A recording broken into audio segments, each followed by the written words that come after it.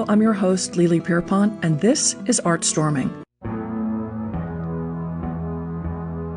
You know, I think there's a way to nourish the galleries that are high-end, scalable galleries and museums, and merge it with these, other artists that are emerging artists or young artists, street artists. And so skateboards really do that very well.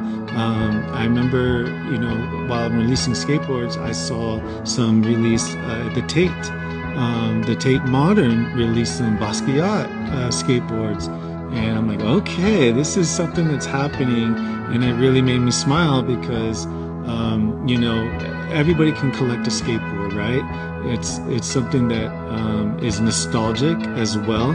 Just looking at a skateboard reminds you of some time in your life that you're around that kind of scene, whether it's the punk rock or hip hop or whatever. It just kind of reminds you of that scene or that freedom or that way to express yourself. And so yeah, I love that combination of the resilience that you're talking about, that you fall down, you get back up, and self-expression, those two being merged. And so I think it's really cool to see.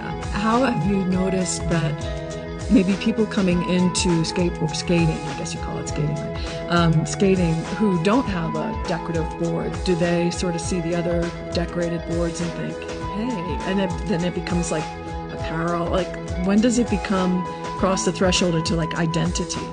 I think immediately when you choose your skateboard, it's like a samurai choosing their sword. Oh, So it doesn't have to be like art on there at all. It's the wood grain itself, the 7-ply maple that's pressed together.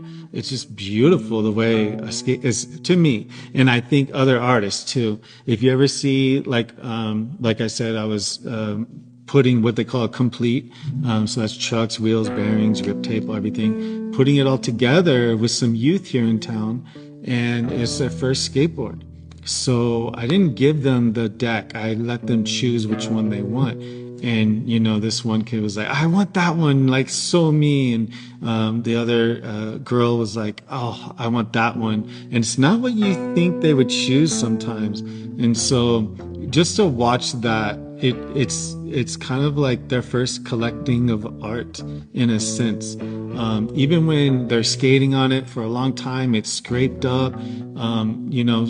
Those kids usually hang that board. What your style is, I think, that develops over time.